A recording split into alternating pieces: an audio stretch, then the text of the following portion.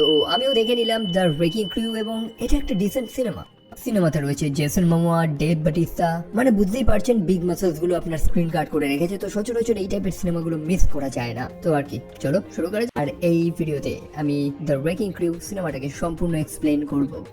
গল্পের শুরুতে আমরা দেখতে পাই যে একটা ব্লু ভ্যান এবং কিছু জাপানিজ মানুষ ওয়াল্টার নামক একজন মানুষের পিছু করছে। ওয়াল্টার হচ্ছে একজন প্রাইভেট ইনভেস্টিগেটর যে প্রচন্ড ভয়ে রয়েছে, মানে বিপদটা সে ফিল করতে পারছে। তার হাতে এক টাইপের প্যাকেজ পার্সেল কিছু একটা রয়েছে যেটাকে সে ডিপোজিট করে দেয় এবং ছদ্মবেশ নিয়ে সেখান থেকে পালানোর চেষ্টা করে। তবে সেই ব্লু ভ্যানটা আচমকা এসে ওয়াল্টারকে এত জোরে ধাক্কা মারে যে ওয়াল্টার সেখানেই মারা যায়।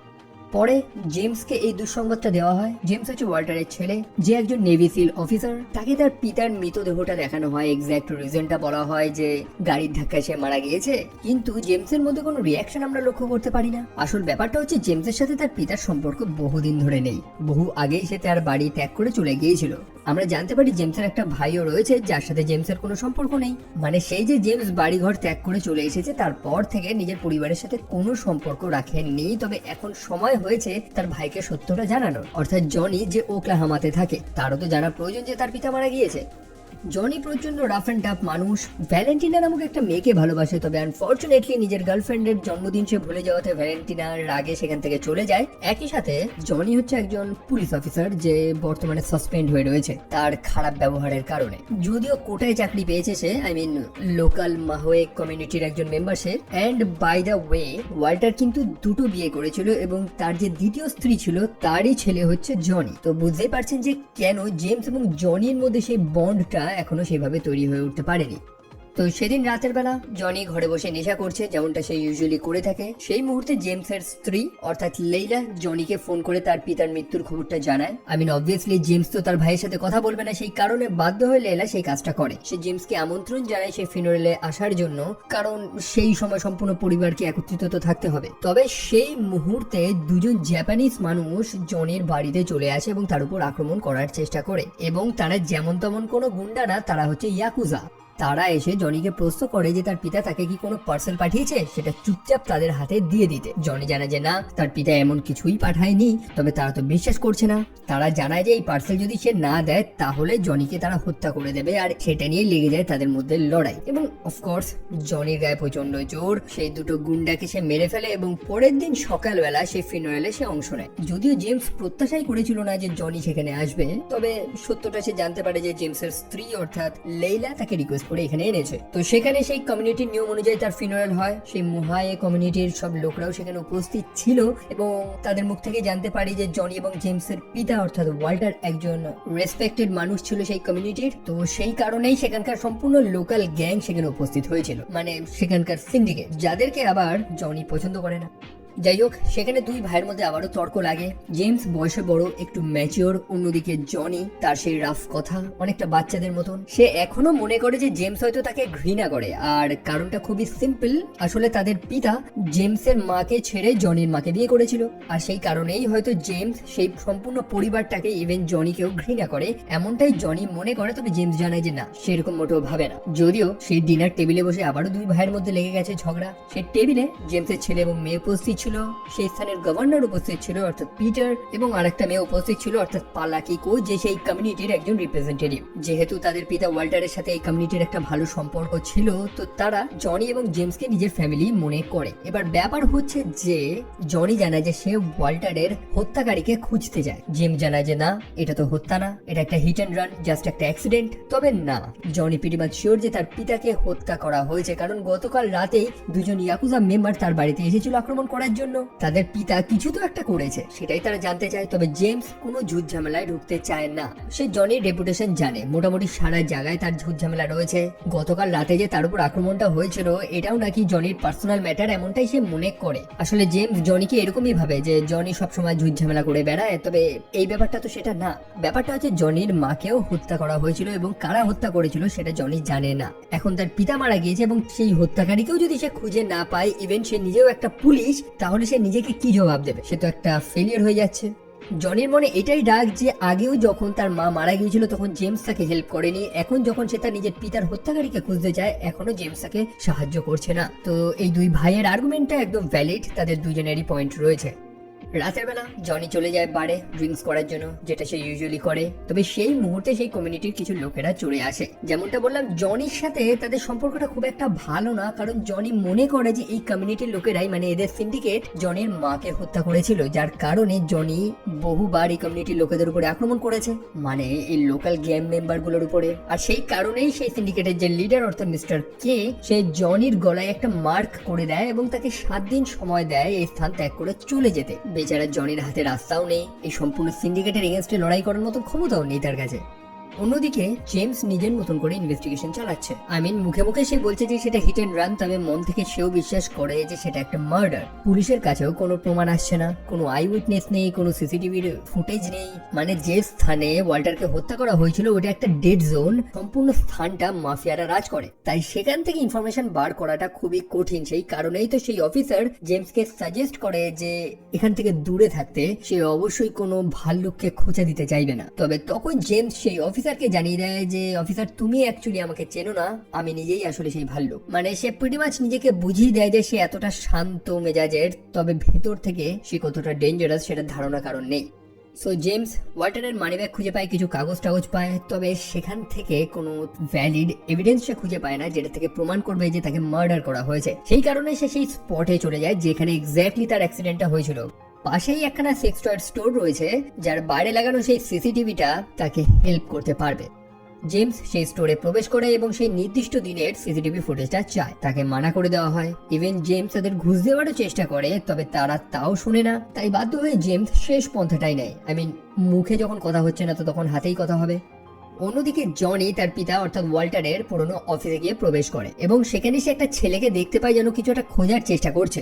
জনি যখন তাকে ধরার চেষ্টা করে সেই ছেলেটা পালায়, যদিও অবশেষে সে ধরা পড়েই যায়। ছেলেটার নাম হচ্ছে পিকা, যে ওয়াল্টারের হয়ে কাজ করতো, মানে ফোন ইমেল হ্যাক করা ইত্যাদি কাজগুলো। যেমনটা জানি যে ওয়াল্টার ছিল একজন প্রাইভেট ডিটেকটিভ, তো তার হয়ে বিভিন্ন সিক্রেট এবং বেআইনি কাজগুলো পিকা করে বেড়াতো।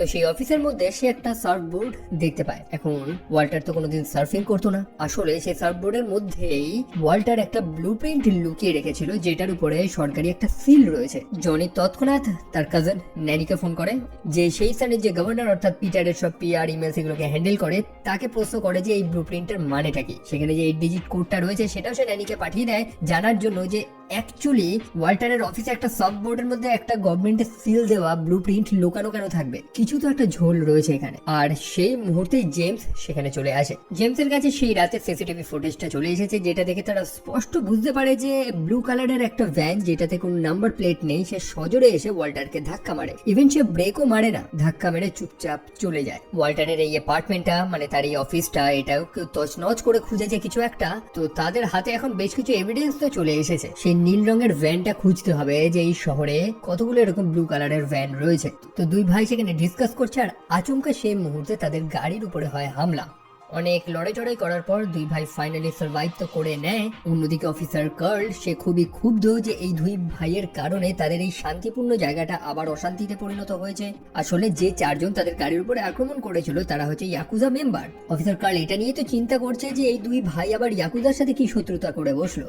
পরে বাড়ি ফিরে তারা সেই ব্লুপ্রিন্টটা নিয়ে ঘাটাঘাটি করছে এবং সেই ব্লুপ্রিন্টেরই একটা স্ট্যাম্প দেখে তারা বুঝতে পারে যে সেটা একটা ক্যাসিনোর ব্লুপ্রিন্ট। তবে মজার ব্যাপার হচ্ছে যে এই স্থানে ক্যাসিনো তো ইল্লিগাল, গ্যাম্বলিং তো করা যাবে না। যাই হোক, যারা এই ক্যাসিনোটাকে ডেভেলপ করছে সেটার নাম হচ্ছে রবিশক্স ফার্ম, যেটার মালিক হচ্ছে মার্কাস রবিশক, একজন ধনী মানুষ। গোটা এশিয়াতে তাদের এরকম বহু রিসর্ট রয়েছে, তো তারা সেই ক্যাসিনোটা এখানে বানাচ্ছে। তবে কেন, তাদের অ্যাপ্রুভালই বা কে দেবে? তো এইসব উত্তর জানার জন্য তাদের অবশ্যই সেই মার্কাসের সাথে কথা বলতে হবে। সুখবর এটাই যে খুব শীঘ্রই পার্শ্ববর্তী সেই আর্ট মিউজিয়ামে মার্কাস তার ফান্ডরাইজারদের জন্য একটা পার্টি অর্গানাইজ করেছে। তবে এই দুই ভাই তো সেখানে যেতে পারবে না, কারণ সেটা ইনভাইট অনলি। তো কোনো একটা রাস্তা তাদেরকে বার করতে হবে।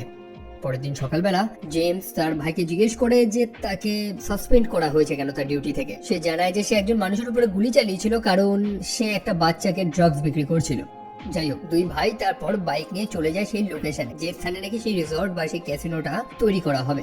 সেই স্থানে সেই নেটিভ হাওয়াইয়ান মানুষগুলো বসবাস করে, মানে কয়েক শতাব্দী প্রজন্ম জুড়ে তারা এই স্থানে বসবাস করছে। যাই হোক, এই স্থানে যে কোনো ক্যাসিনো বা কোনো বড় প্রজেক্টের উপর কাজ হবে এমন তো কোনো চিহ্ন তারা কিছু দেখতে পারছে না। এই মানুষগুলো সেই ব্যাপারে কিছু জানে না যে এই স্থানে কোনো বড় ডেভেলপমেন্ট হবে।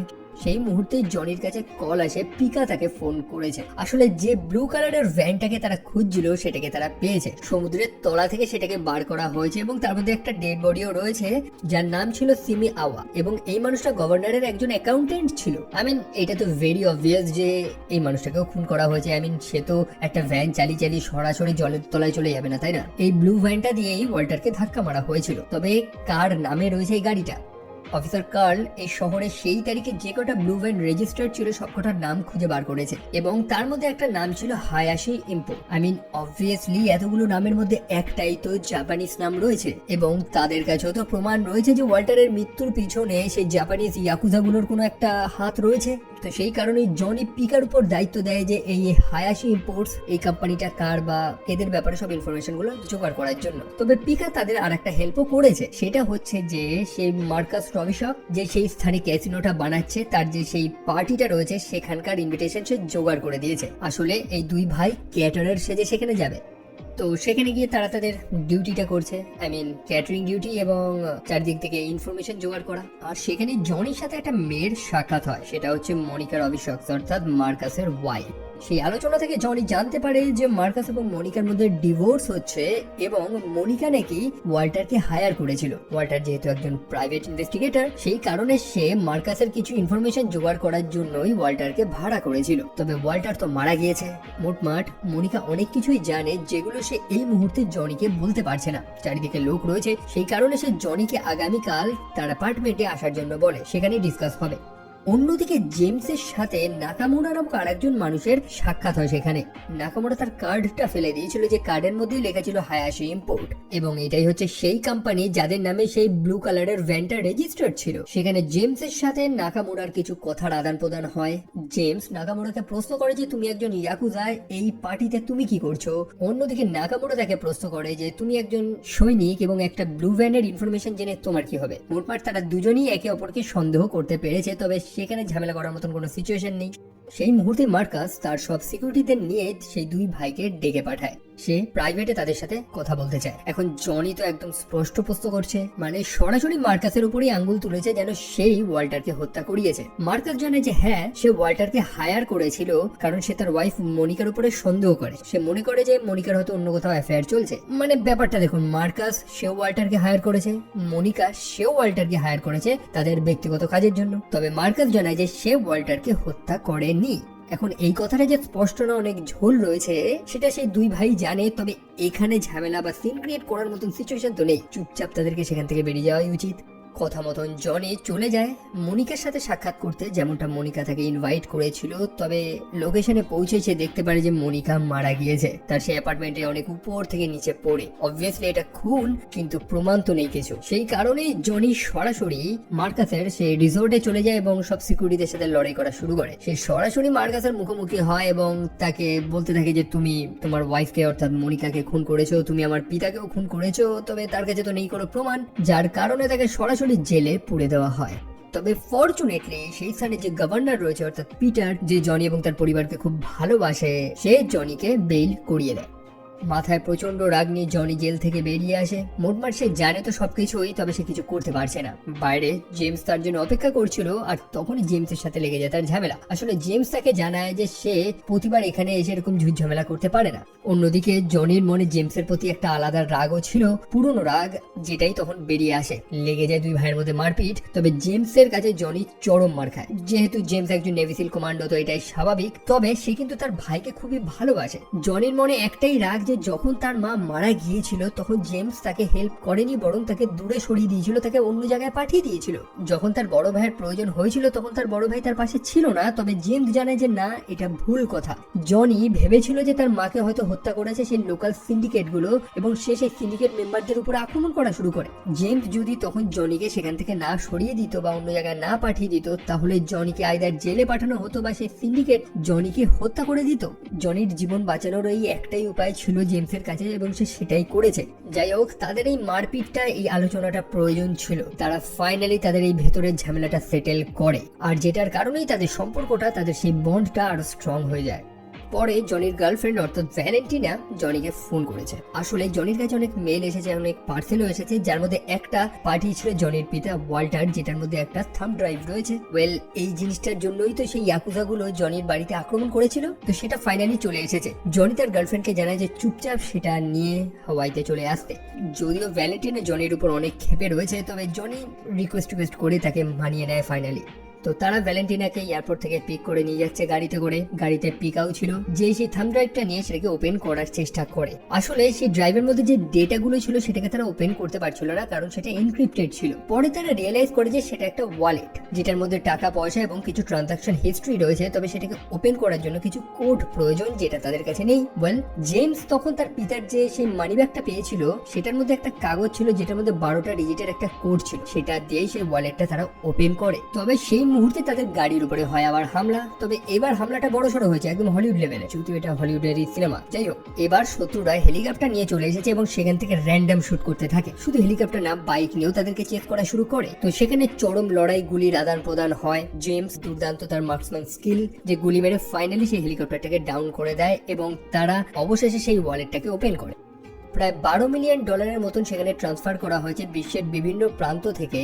এবং কাকে সেই টাকাগুলো পাঠানো হয়েছে? সেটা পাঠানো হয়েছে পিটার মাহাওয়েকে, যে হচ্ছে সেই স্থানের গভর্নর। মানে বুঝতে পারছেন, যে মানুষটাই এতদিন ধরে তাদের সাথে ছিল, জনিকে জেল থেকে বার করালো, সেই মানুষটাকে $12 মিলিয়ন পাঠানো হয়েছে। কে পাঠিয়েছে সেটা এখনো আননোন রয়েছে। অন্যদিকে ন্যানি, সেও পিটারের সাথে রয়েছে। সে তো অ্যাকচুয়ালি পিটারের সেক্রেটারি। সে পিটারকে সেই ব্লুপ্রিন্টটা দেখায়, যেটা ওয়াল্টারের সে অফিস থেকে পেয়েছিল তারা, এবং পিটার সেই ব্লুপ্রিন্টটা নিয়ে জানায় যে সে দেখছে কি করা যায়।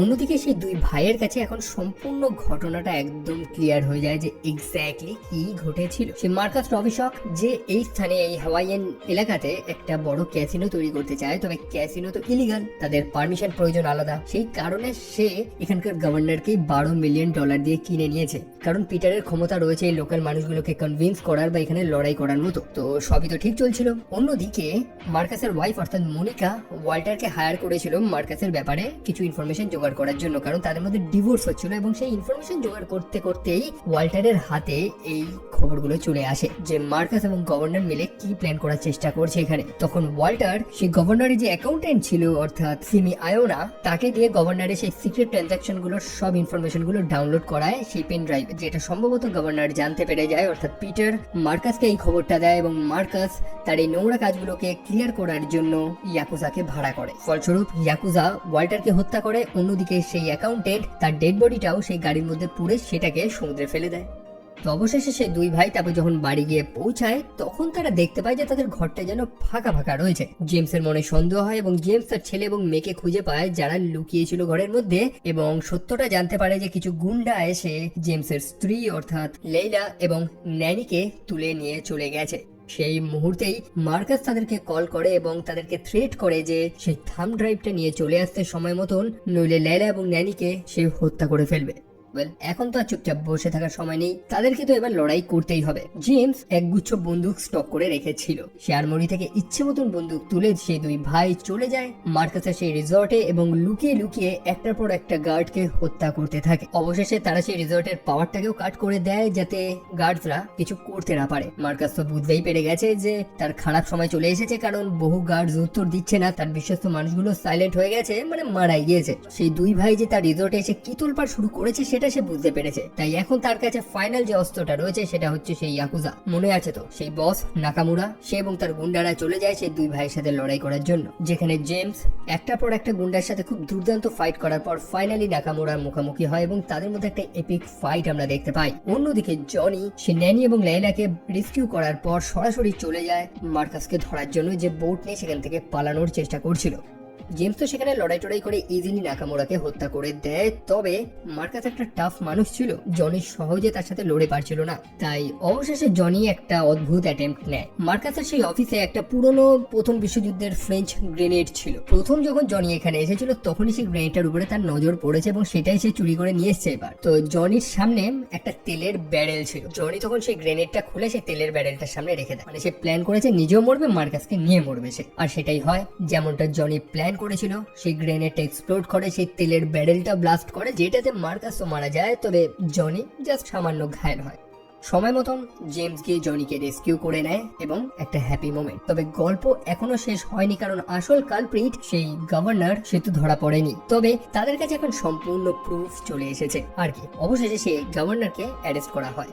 একটা হ্যাপি মোমেন্ট, বিশেষ করে জনির জন্য আরো বেশি ভালো, কারণ তার ভেতর থেকে একটা বার্ডেন, একটা বোঝা কমে গেছে। সে তার মায়ের হত্যাকারীকে তো খুঁজে পায়নি, তবে তার পিতার হত্যাকারীকে তো ফাইনালি খুঁজে বার করলো। তবে শুধু তাই না, মিস্টার কে অর্থাৎ সেই সিন্ডিকেটের যে লিডার রয়েছে সেও এসে জনির সাথে সাক্ষাৎ করে এবং সে জনিকে ধন্যবাদ জানায়, কারণ এই লোকাল গুন্ডাগুলোর মাঝখানে সেই ইয়াকুজা এসে দাঁড়াচ্ছিল।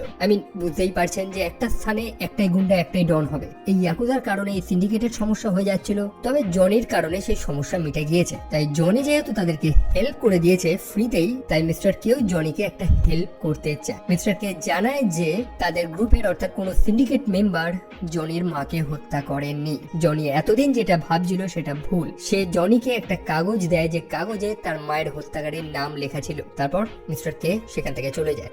জনি অবশেষে তার ভাইয়ের সাথে সাক্ষাৎ করে, তাদের ভেতরের সব ঝামেলা সব সেটেল হয়ে গেছে। ইভেন তার ভেতরেও আর কোনো রাগ নেই, কারণ সে রিয়েলাইজ করেছে যে এই রাগটাই তাকে আরো স্পয়েল করেছে, তার সবকিছু ধ্বংস করে নিয়েছে। মিস্টার কে তাকে যে কাগজটা দিয়েছিল যেটাতে তার মায়ের হত্যাকারীর নামটা লেখা ছিল, সেই কাগজটা সে খুলেও দেখেনি। সে জাস্ট সেই বারবিকিউর আগুনে সেই কাগজটা পুড়িয়ে দেয়। তার আর জানার প্রয়োজন নেই, সেই অন্ধকার রাস্তাটা সে আর নিতে চায় না। সে ফাইনালি রিয়েলাইজ করে যে এই বদলার আগুনে সে নিজেও জ্বলছে, এই পরিবারটাকেও জ্বালাচ্ছে, যেটা জেমস তাকে প্রথম থেকেই তো বোঝানোর চেষ্টা করছিল। অবশেষে সে সেটা রিয়েলাইজ করেছে, তাই আর কোনো সমস্যা নেই। তারপর সেই ফ্যামিলি আবার একসাথে, একটা হ্যাপি এন্ডিং, এবং এই সিনেমাটা এখানেই শেষ হয়।